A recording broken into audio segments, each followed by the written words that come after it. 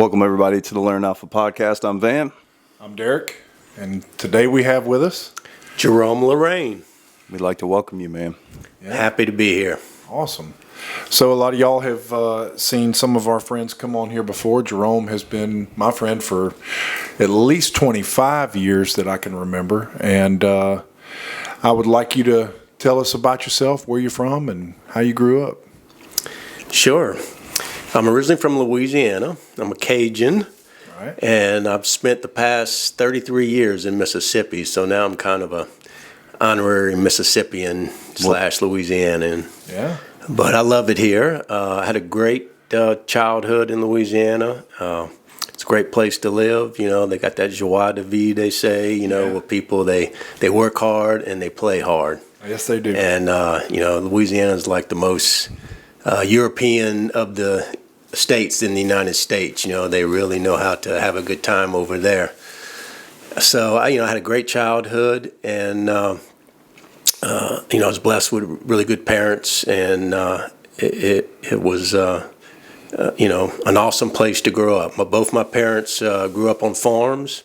Okay. So, the joy of my youth was going to my grandparents' house and hanging out on the farms and just having a great time. So I always had that love for the country life in my heart. Did you do a lot of hunting and fishing?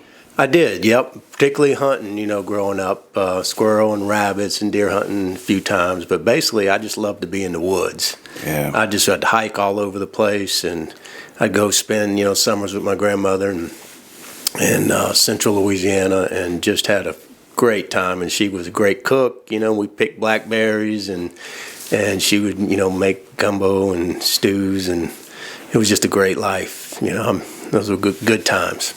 Awesome. So what kind of schooling did you have? I went to public schools growing up, and I had a good education. We moved from Houma, Louisiana, when I was 6 to Metairie, Louisiana, which is a suburb of New Orleans, and kind of the big city. But I had, I wasn't crazy about school, but I had a good education. But I love reading, and that's what really, I guess, educated me as much as anything. I would read any book I could get my hands on, particularly about history. I love history. Okay. So, went to public school. I graduated high school early and started college, and I got a degree in accounting. And I really didn't know what I wanted to do, but I knew I could get a job with an accounting degree. Yeah. I'd always had an interest towards the military or towards law enforcement. And right after I graduated from college, I got married. We started having kids. So I had to, get a job to pay the bills. And I worked in the insurance industry and the petroleum industry. And then, in the back of my mind, I just had this desire to to serve in some capacity, to help people and to try to right some wrongs. And so, I applied with the FBI, and I just put it in God's hand. And I said, if this is meant to be, it'll happen. Right. And it was meant to be, and it happened. So talk to us a little bit about that. Tell us about that transition from civilian life to going in the FBI, and what a change that was for you, and what were you thinking about during that time? Yeah, it was so exciting. When you're able to do something that you've always dreamed of doing, it's like, man, I'd do this for free. You turn into a sponge. That's right. Everything. It was so exciting. It was like your dream come true for me. And a lot of people, it's just a job, and in law enforcement, and it's obvious when that's the case, because you're not passionate about it. And that's the way I was when I worked in the insurance business or petroleum industry as an accountant. I wasn't passionate about it. I did a good job. I worked hard, but I didn't. When I woke up in the morning, I wasn't like, I'm ready to go to work. I was like, hey, do what you have to do. And most people aren't blessed so that if they could do anything in the world, it's what they're doing. Right. Very few people can say that. Right. So, and I was fully expecting that, probably wasn't going to happen for me, but I just, you try to pursue it, and some people get lucky or blessed or are fortunate enough that it rolls their way, and it happened for me. And so I never took it for granted because I had those jobs where I weren't, passionate about it. So when it happened, I was just ecstatic, and I was like a sponge at the FBI Academy, and I loved it up there. And, every day it was a dream come true. Was there ever anything that you came across, either in training or early on, where you were like, is this really for me, or was there something that was particularly challenging? No, I knew it was for me, but there were many times over my career where I had some serious challenges that I had to overcome. The academy, I was in good shape when I showed up there, and it's divided into 3 sections. One is academic. One is physical fitness, and one is firearms/defensive tactics. So you'd spend half of your day in doing academic stuff, and the other half doing some of the more physical or active training. So it was exciting, and there were people there from all over the United States, and there's people at the FBI Academy from all over the world because we train law enforcement at the National Academy. So it was just an exciting time, super, super exciting. I remember when I got my orders to Jackson, Mississippi, Pascagoula Resident Agency. The FBI divides the United States into divisions, and the Jackson Division covers the entire state of Mississippi, but we have satellite smaller offices throughout the state. And they assigned me to Pascagoula, a 2-person resident agency. And I was happy about that. I was prepared to go anywhere. Right. But I knew I'd about starve to death if they sent me to L.A. or New York City, because at that time I had a wife and 3 kids. Right. So I would have basically starved, but I was, would do what I had to do. But I'm a Southern boy. I love the South. So anywhere in the South they would have sent me, I could have adapted really easy. So I've known you this long, and that's something I didn't know. So you never went to a big office before you came down here? No, and at the time, I thought I was only going to be here 3 years. Because that's usually how they do it. That's the way they do. They send you one place, kind of get your feet wet, and then boom, they move you someplace else. But Louis Free was the director. When I got hired, it was William Sessions, but then Louis Free later became the director, and he had a large family, and I forget the exact cost, but anytime they move somebody in the bureau, it costs like $100,000 in expenses, to buy their house or move their family and get them situated in a new area. So he basically said, we can save a ton of money if we don't move people for no reason. If we have a reason, we'll move you. If we need you someplace, we'll move you. But we're not going to say every 3 years you're gone. Just for no reason. Yeah. So I was blessed that I fell underneath that category. And so, usually they call you a first office agent, your first office, and it's kind of like being a rookie. Right. And they pick on you. You don't know anything. You wet between your ears. So I was a first office agent my entire career. But I was blessed. So I didn't know what I was going to expect, what to expect. I didn't know if I was going to be like getting in a shootout every day or anything. But I remember when I graduated at Quantico, I went by the armory, and he gave me a Smith & Wesson 10-millimeter pistol, and he gave me a 50-round box of ammunition. And I said, the armorer did, and I remember looking at him and saying, hey, I'm going to a 2-man RA. I don't know what I'm going to be facing. I don't know when I'm going to get to the headquarters to get more ammo. Can I get another box? He said, nope, you can make do with what you got.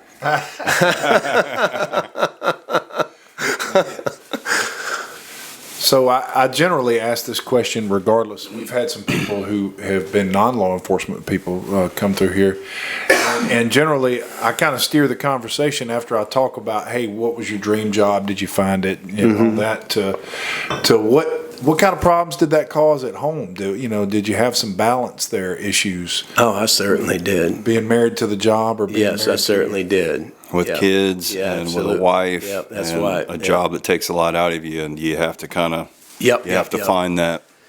Yeah, I eventually got divorced, and that's a very common a repeat occurrence in law enforcement and the military, as you know. Ask me how I know. Yeah. So, when you're doing something that you love, it's hard to have that balance. It's really, really hard. And, I did the best I could.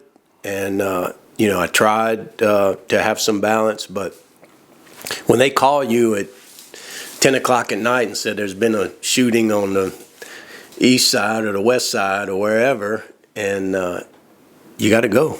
Yeah. You got to go. And so you got to have that balance. And I would encourage, young people to, put your family first as much as you can.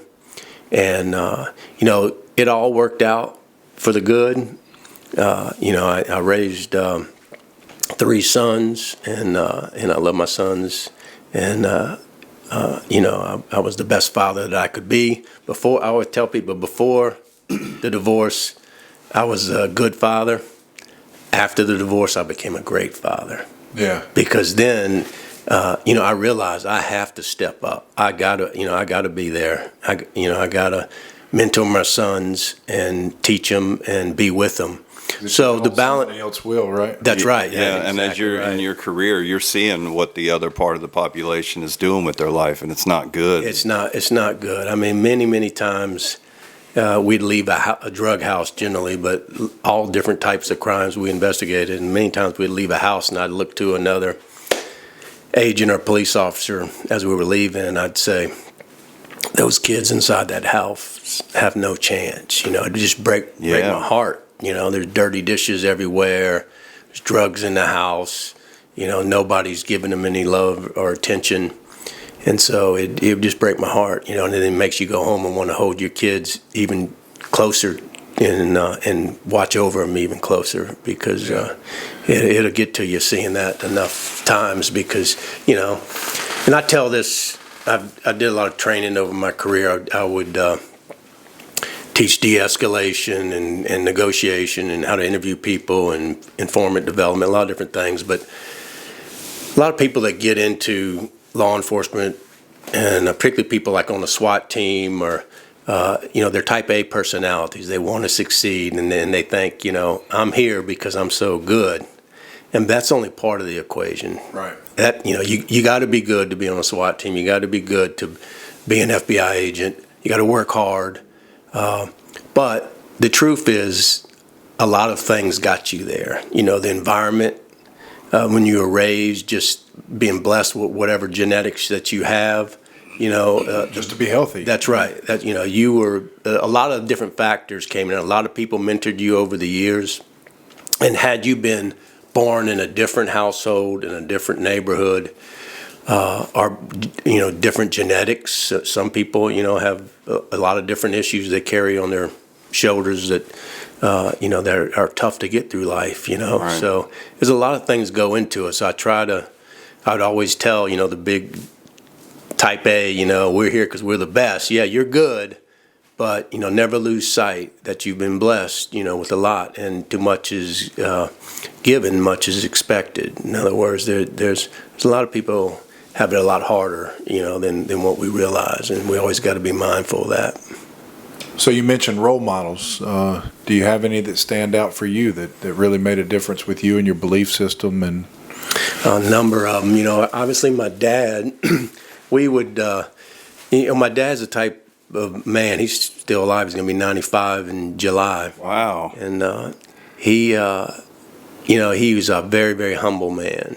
And we jokingly call him Atticus. I don't know if you ever saw the movie To Kill a Mockingbird. Yeah. But Gregory Peck was called Atticus in that movie, and he was the small town Southern lawyer that defended an innocent black man for supposedly doing a rape. Right. And like the whole town came out against him, but his character, it didn't matter. Right. He was going to do the right thing even when no one was looking, and even when everyone was looking. And it was difficult for him. So that's the way my dad is. And so he was certainly, my first role model, and just, a good man. Doesn't have any hatred or animosity in his heart, and that is infectious. When you're around somebody like that, it's like, that's a beautiful way to live. Forgiving others and living like, every day is a blessing, and trying to help other people and not trying to hurt people. Right. In a lot of different ways, And you had friends like that too, obviously. I mean, because, you don't get to the position you're in with not having, the birds of a feather flock together, having good people around you, even at a younger age. Yep. Because if you were in the wrong crowd, you wouldn't be in the position you're in now. So, Yeah. And I think a lot of people don't think about it, but those watching and listening now, you always have a choice, and the quicker you understand that in your younger years and make a better choice and a better choice and a better choice, that translates to a better life down the road. So that's true. That had to influence you in some way, shape, or form, surrounding yourself when you're in high school and college with good people too. Yeah, absolutely. And, another thing I like to say is that, everybody's got elements of good and bad in them. And I tried to keep that in mind as I was working cases through the years in dealing with people that, did a lot of horrible things, committed some horrible crimes. But one of the reasons I was pretty successful in getting confessions and also developing informants was that I tried to, be non-judgmental, and I tried to help them as much as I could. And I didn't look down on them like they were a lowly piece of crap and I was better than them. Right. So everybody, in us all, we've got, the dark side and we got the good side, and we got to fight that dark side every single day. And so if you act, and some cops act this way, like they're better than other people, and I'm guilty of this too. I mean, the dopers is what I always said, the dopers this, the dopers that, because I work so much drugs, and you get so tired of their dysfunctional lifestyle and all the pain it causes. And I have to really watch myself to not to be too judgmental. I mean, they're breaking the law and they got to hold up for what they did.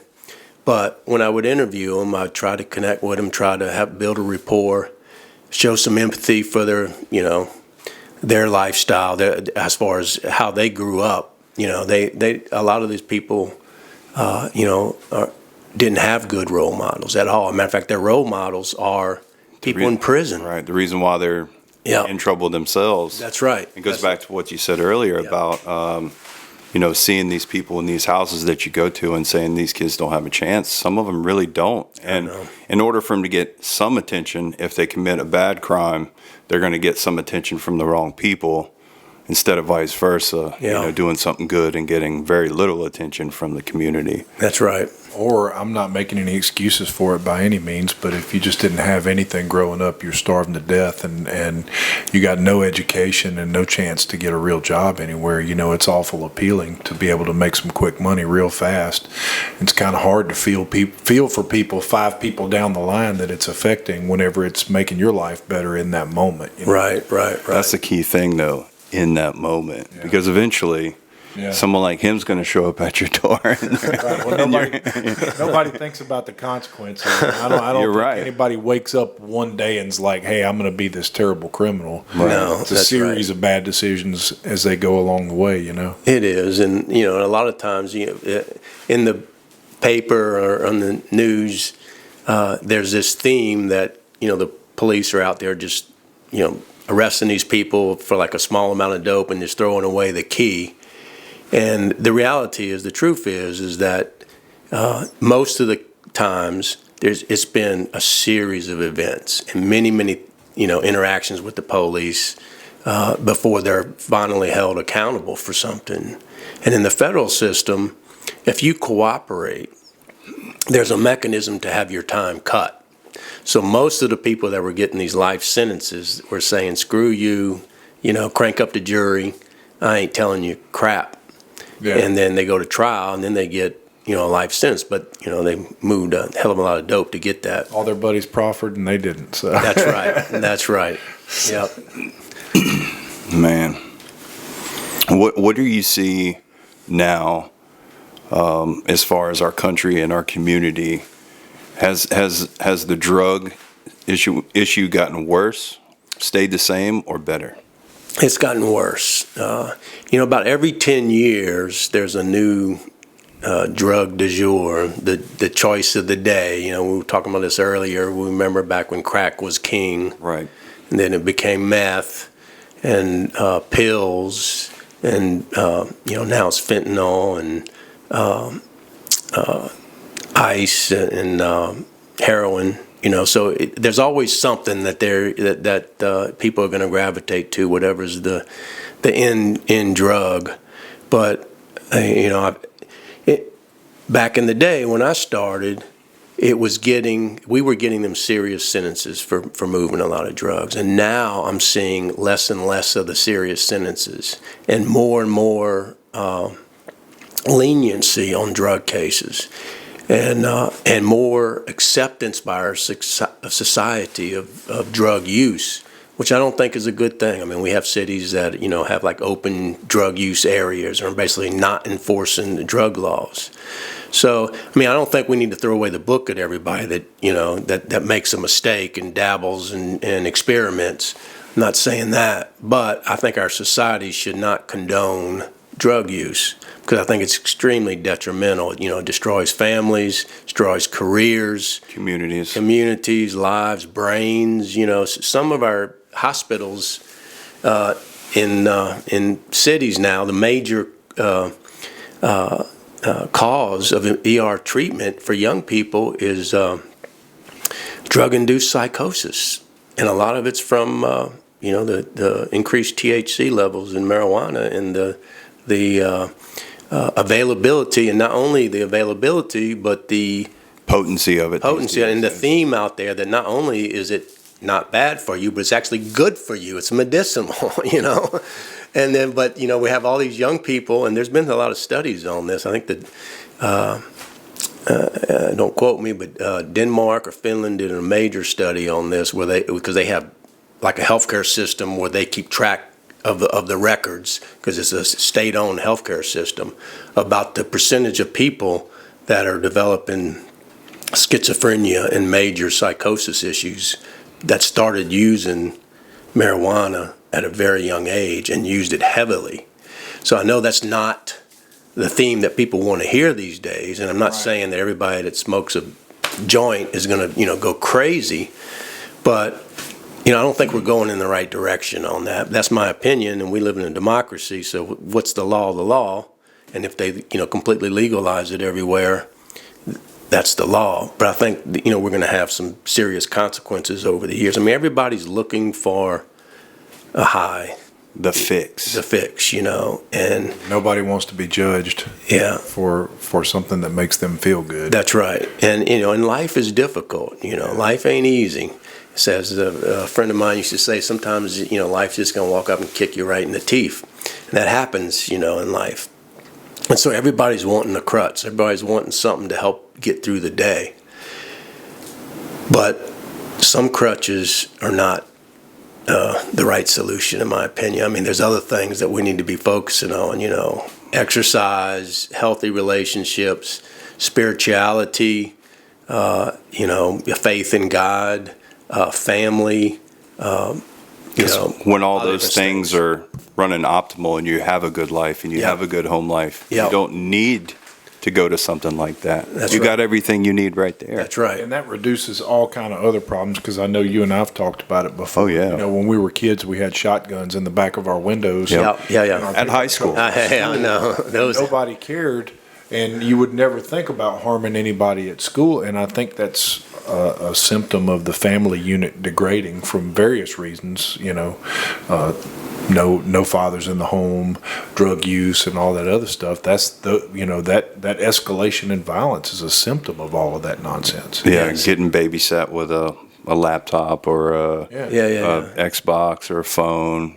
That's And then I see a big difference in our community from some of that too. When I grew up, your parents didn't care if you were out until the street lights came on. I could ride my bike from downtown Ocean Springs to St. Andrew Water Tower, and my parents would never even ask a second question. Yeah.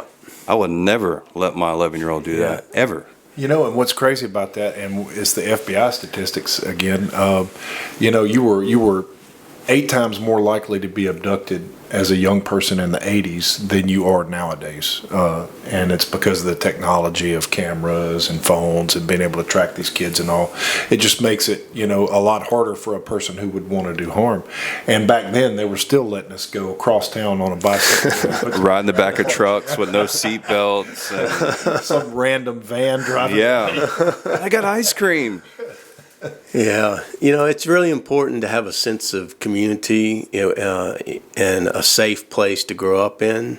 And if our cities, if our communities aren't safe, man, what have we lost? We've lost something that's irreplaceable. Yeah. And people deserve and they should demand a safe neighborhood. That's like right up there with one of the most important things, in life. If you can't, and there are people in this county that are afraid to go through a mailbox at night, to check the mail, and it's not just I'm just saying, people in general, think, yeah. It's everywhere, and in the big cities, it's a lot worse. So, and I think that's because of lack of community. Yeah. You always say, and I'm sure you deal with this a lot. When you're interviewing neighbors and people, did you see anything? No, I didn't see nothing. Yeah. Knowing damn good and well, they saw everything. Yeah. But they don't want to tell you that. Yeah. And Yeah. that becomes a systemic problem across that community to where you're not going to get a lot of help from people in the community, even though it would make their community better or their neighborhood better. Well, and it's easy to isolate. Yeah. Nowadays with technology, where I can go in my home and I don't have to communicate with anybody around. Whereas on the other end, if I had been communicating with my neighbor and we found something in common, some common thread between us, I'm more likely to look out for him. He's more likely to look out for me. Yeah. And my property. That's right. Well, back in the Got to day, talk to one another. Yeah. And everybody has a story of growing up, they did something foolish, and then, a neighbor or so-and-so saw you and called your dad or your mom. And that's the beauty of having a, community and knowing people and caring about what's going on. That's less and less likely to happen today, because people and neighbors don't talk to each other. People are moving in from all over. This sheer numbers, it's kind of difficult to keep track of everything. But, there was some beauty into that because people got held accountable. And, your parents got a phone call from somebody. That was really big. But as far as the, people in high crime neighborhoods not wanting to talk to police or not wanting to put their name out there, it's a sad situation, but I get it. I mean, there's common theme. They gotta live there. They gotta live there. And then, there's a couple of sayings, snitches get stitches and snitches wind up in ditches. Yeah. And that's not just a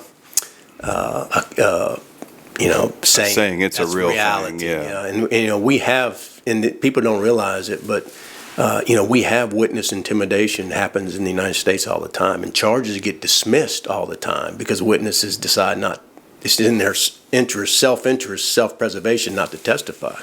But it's that old saying, the only thing it takes for evil to prevail is good men to do nothing. Good men are good women, See, somebody's eventually got to step up and say, not on my watch. Not today. Not around here. Not on my watch. And if enough people do that, we can take these neighborhoods back.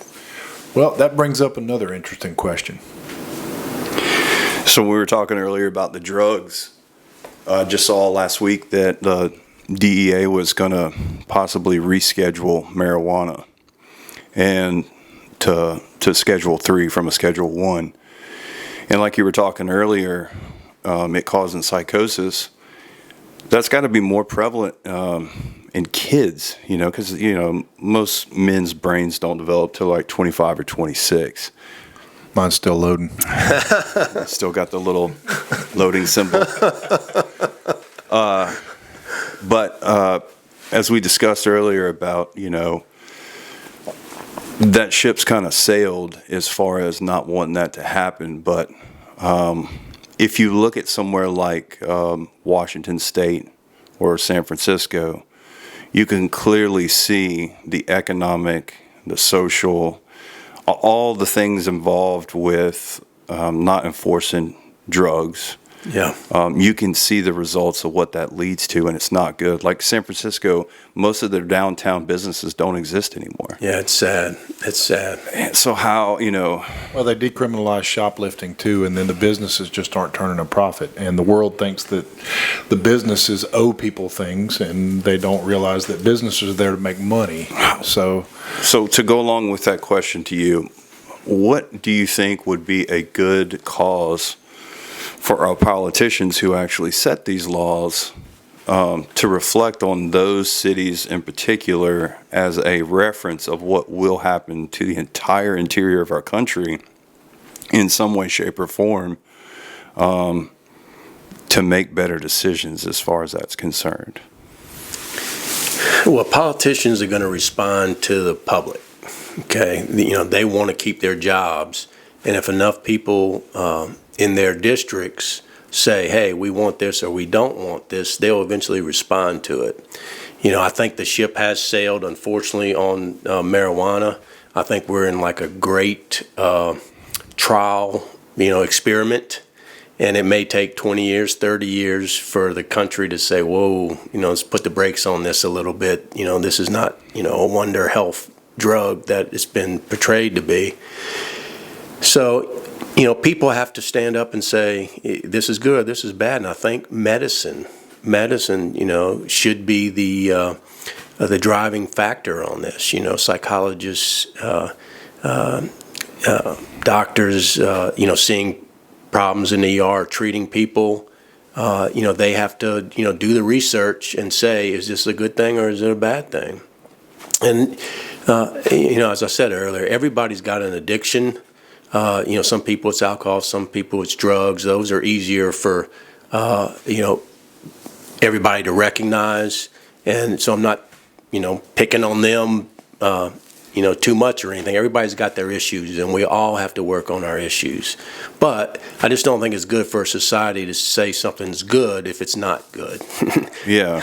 Well, and that's kind of the thing. Yeah. I think what I've researched and saw is some of the scientists and the doctors have said, well, because it's a Schedule 1, we really can't do research on it because it's at the top of the classification. Yeah. So I kind of think that maybe that's why they are putting it to Schedule 3 so that they can do some open research. Research, on it. I'm all for. Let's our best minds research it and see is it beneficial or not. Right. But time will tell. But follow the science. Let our doctors advise on that. But I think the evidence thus far is for minors in particular is extremely dangerous. And the illegalizing is just putting more readily available in their hands. And so that's probably we need to kind of step back from that and proceed cautiously. Well, and to go along with that, I know we're talking about marijuana, but in California, Colorado, places like that where it is legal, the actual legal businesses per the state are having an issue with all the illegal business that's associated with it. That's right. Right. Yeah. All the illegal growers and all these cartels competing with the legal people because the cartels and all these other people don't have to pay the state taxes. That's right. We were told, part of the pro-weed lobby was, we'll put the cartels out of business if you legalize it. That ain't happened. No. It ain't happened. they're there to make money too. That's like right. And they don't have to follow any rules or regulations. And as a matter of fact, places like California and New York City, there's more illegal distribution stores than there are legal ones because people want to make a profit and they don't want to pay taxes. And there's something, inherent with the drug business that they're more quick not to follow the rules than anybody else. Yeah. They're kind of preying on the fact that it is legal, just not what they do. Yeah. Funny how that's a founding American principle. Not pay taxes, and we don't want the government in our business. Yeah. Not defending it, it's just funny. People, we want our liberties, Yeah. Yeah, that's the U.S. So we talked a lot about drugs, but can you tell us a little bit about what you really enjoy doing at work? Like what's your favorite kind of case to work? What did you really find a lot of satisfaction in? Well, I worked drugs a lot because I saw that it affected all other crimes. So, if you wanted to know who robbed the liquor store and you were working drugs, then you had the informers that would tell you who did the robbery. And a lot of times the person that robbed the liquor store did it to get money to buy drugs. And same thing with homicides or shootings. A lot of times it was connected to drugs. So, and when you work drugs, it's kind of like what people see on TV, what they imagine the FBI or the police do, which is, undercover buys and wiretaps and controlled deliveries of drugs and search warrants and kicking in doors and car chases, and that all goes along with drug investigations. But, I had a really, really exciting career. I ran a Safe Streets Task Force, as y'all know, and, I got to work with cops every day. I was in a small town, so there wasn't a lot of FBI agents, so I quickly realized I can't do this by myself. I need help. Plus, I was young. I needed to be schooled on how to be the police. So it was like the best gig in town because I got to work with cops every day. And sometimes we'd charge them federally, and sometimes we'd charge them locally, depending on what fit the crime the best. But, a lot of cool things over the career. The kidnappings, kind of always stay in the back of my mind.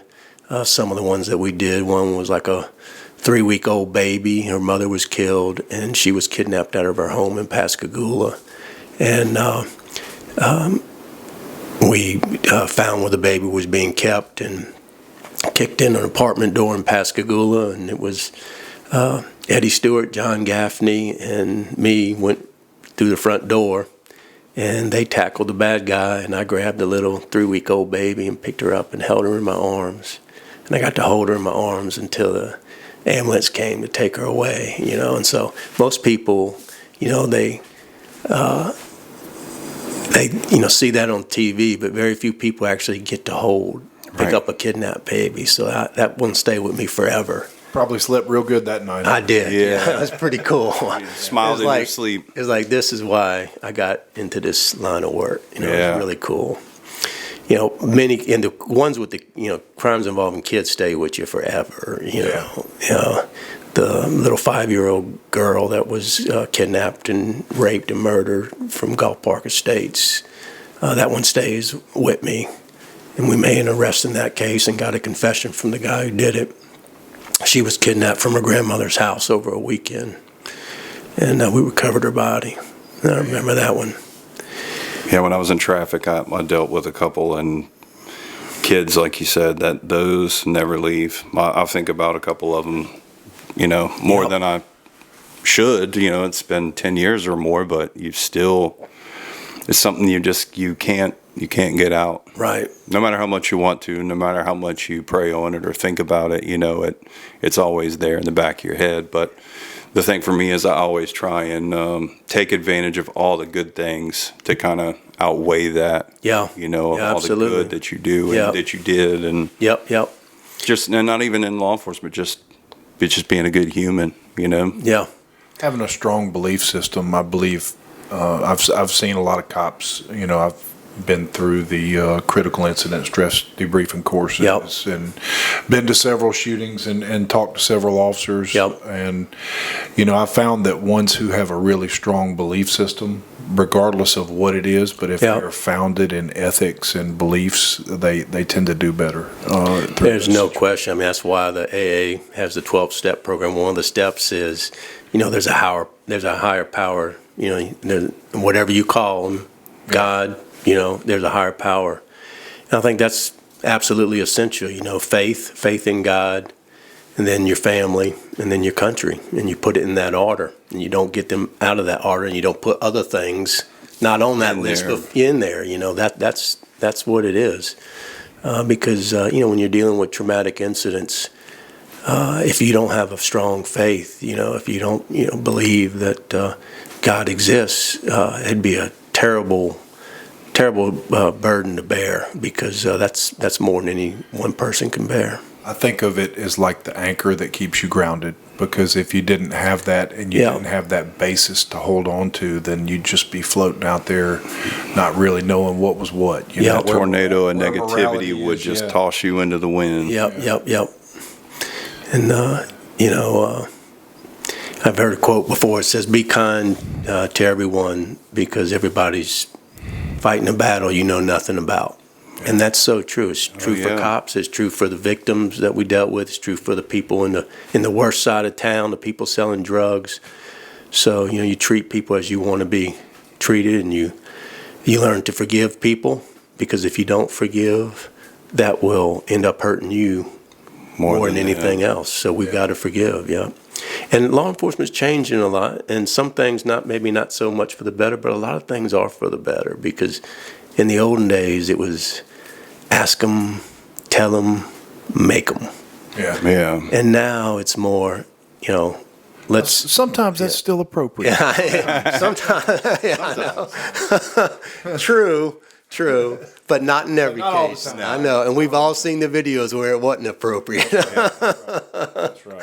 I just always talk to people like you're a normal human being. Yeah. And maybe little things like don't make your situation worse. Just That's relax. right. Just That's subtle right. little things that It's they start connecting with taking people. in, and they're like, yeah, you're probably right. These are some old traffic fines or whatever it is. I don't need to make my situation worse. I'm just take the lick and move on. Yeah. I had one phrase I used a lot when I would see somebody getting nervous, and I don't know why it worked, but it worked 99 times out of 100. And I said, all right, look, calm down. We're going to get through this together. And when I said we're going to get through this together, I don't know if it clicked something in their head like, hey, we're all in this together. Yeah. Hey, we're not opposites of one another. Yeah. Hey, we're all cogs in a wheel. Let's rolling in the same direction. I don't know what worked about it, but it did. So. That's a really good one. You know why? Because you're showing the person that you're trying to get to cooperate or get to do the right thing is that, y'all are both human beings. Yeah. You're not up here and they're not down here. And that's really important. And, one of the things that I was most successful at during my career was developing and operating informants. I had informants that worked with me for years and years and years. And I loved it. Absolutely loved it, because that's how you solve crimes. Yeah, man. I learned Sure really is. quick that you could spend thousands of dollars and years trying to figure out who shot who. But if you had the right informant, you pick up the phone, call, boom, they get you the information like that. You still have to prove it, but at least you got somewhere to start. Yeah, and so it was a lot of fun. Yeah, Shrek said that too, man. That's part of his thing that he said he enjoyed a lot, And did an informant let you know you were in some songs? Yes. Yeah. I know you and someone else were mentioned in a couple. I think I was called in a rap song, the dirtiest cracker in the game. Yep, that's what it was. I wasn't gonna say it, but Don't bother me. Yeah. Well, Cracker, I don't know if you know this or not, but Cracker was kind of like a cowboy, like in Florida. Florida Cracker had to whip, on the horses and everything. But anyway, it's kind of like whenever they have like a derogatory name, a lot of people will kind of take ownership of it and say, like in Louisiana, Cajuns were known as coon asses. Right. And so Nobody we started gets feelings hurt about that. No. and matter of fact, when I was growing up, everybody had like a sticker on their pickup truck that said "Proud Coon Ass." You were proud of it. Yeah. So you got to be able to laugh, because then it takes. Nobody wants to be called something bad, right? Right. I'm not saying that. I'm not saying you're never supposed to insult somebody. But you know what? If you take ownership of it and you say, look, because you know who you are. Yeah. And so if calling me a dirty, I'm not dirty. And if I'm a cracker, I'm a cracker. But Yeah. I'm just a human being. I never really got offended by those words. Yeah. No, not at all. Yeah. Just kind of But made me that laugh. just shows that what you were doing was important. If it was somebody so mad at you that put you in a rap song, you're like, okay, Yeah. I'm doing the right thing. I've got their attention. That's the guy- validation when you get under a bad guy's skin, Yeah. Well, the guy that wrote that song was we arrested for a double homicide, and he was later released. One of the witnesses didn't want to testify against him. So, considering the source, it didn't. I didn't lose any sleep over it. Right. So you were talking about, and I know you're tired of hearing this because I bring it up every time you and I have a conversation, but you were talking about, treating everybody like people, developing informants, learning how to work your way through the human side of the job. One of the things over my career, I worked in two small towns and in the county as well. And a lot of times we worked alongside one another. Yep. But what a lot of people don't see is as chiefs of police change, sheriffs change, and these jobs are taken on by other people, these departments take on different personalities, sometimes good, sometimes not as open to outside cooperation. And I noticed that at least over the time that I've been a cop, now 27 years, I've seen you do a really, really good job. And I may have just like a slanted opinion, but no matter who was the chief of police of town X or county X, sheriff or whatever, you were always able to negotiate that because you had guys assigned to you from each of these agencies. Talk to me a little bit about how you were able to do that, because it was amazing for me from the outside to see you just negotiate all these politics of chiefs of police and sheriffs and make it work. Well, that's like orchestrating. It wasn't always easy, that's for sure. But there's different personalities. But the bottom line is that every day I fought for those agencies in my territory. And, there were times when I had to put what was in their interest above the FBI's interest. Those days, there were times when I had to do that. Because, if they're going to assign a person to work with me, I wanted there to be dividends. I wanted that they get something out of it. Right. And they knew that they were going to get something out of it. And, one of the things we did was created the interdiction program on the interstate. It had never been organized prior to that. And so that brought in millions of dollars in forfeiture money, drug money that was going to the cartels, going south. We interdicted, seized it in this county, and then we used to seize a lot of it federally. 80% would come back to the agencies in this county. So if you're bringing a check for $400,000 to a sheriff or a chief of police, it gets their attention. They're not going to tell you no.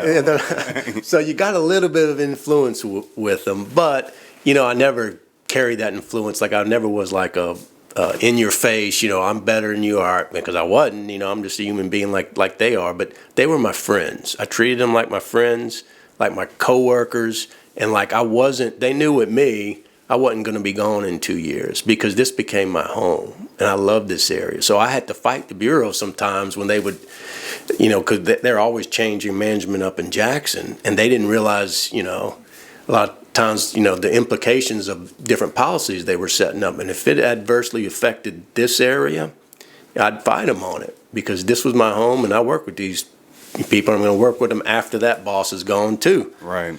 So it was kind of a dance, but we tried to pay dividends. Like we'd go out in homicides all the time. If there was a kidnapping, any major crime, all they had to do was call. If they needed the FBI lab, if they needed a translator, whatever they needed, I'd try to get.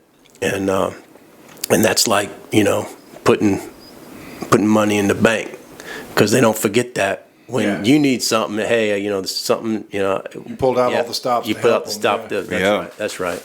So it can't be a one-way street, and the movies has the FBI as like a one-way street, and that's really not how it is, because there's a lot more police out there than there are FBI agents, and we need the police working with us. So if we walked in and said, hey, get out of here, this is my crime scene, that wouldn't work, I've never seen that happen in my entire career. Never seen that happen. Yeah, but if you watch a TV show, you're like, this is every time. They got to make it interesting, I guess. I don't know.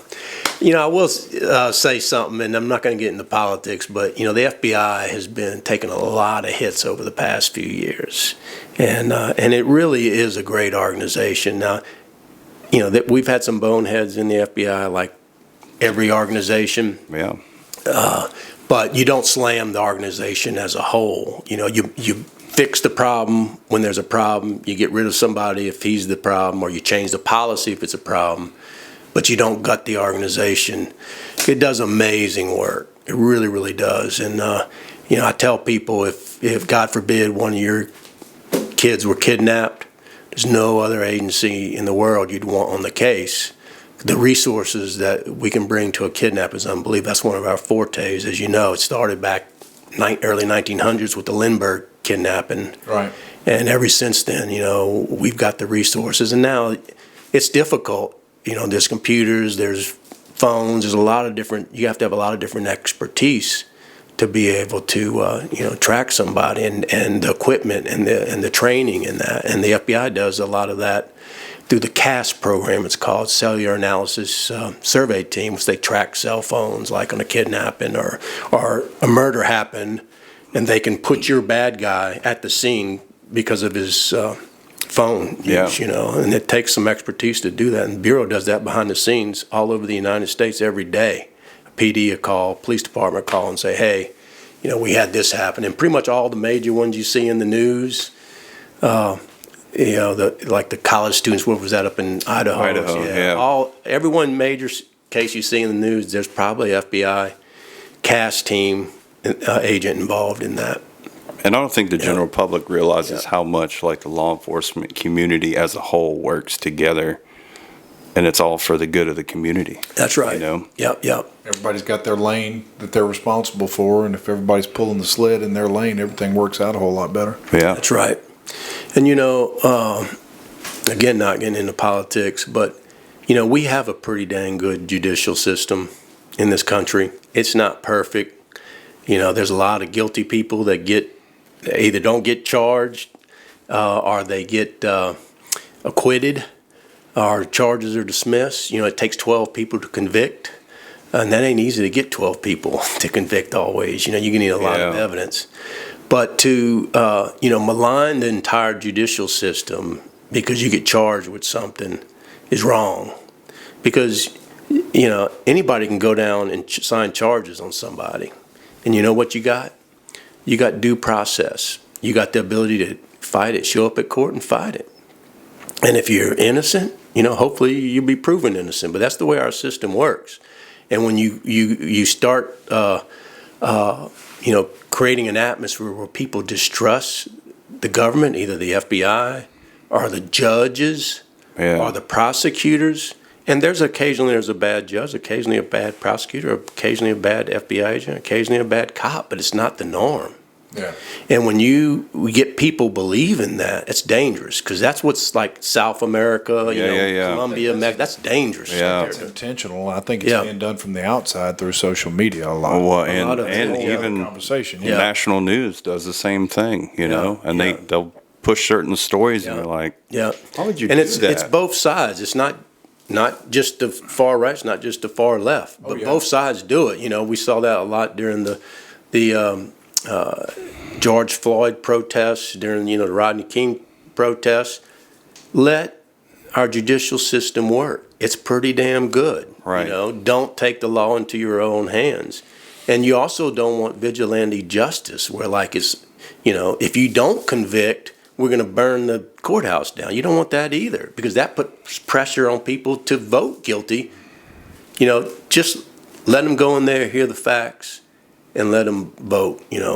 Everybody's for let's lock up the bad guy and throw away the key until they're the one that's falsely accused. Yeah. And then all of a sudden, whoa! I need the best lawyer I can find. Yeah. And if you got money, you can hire a really good lawyer. So the last people I'd be worrying about are the rich that get charged with something, because they can afford the best counsel possible. Right.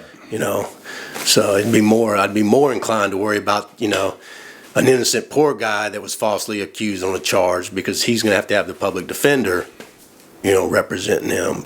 And Derek and I have talked about this a lot in different ways, but the media, society, outside forces from our country, all the bots that are on X and Facebook, they're all pushing division amongst us. Yeah. Well, no empire is ever held, right? No empire's been around forever.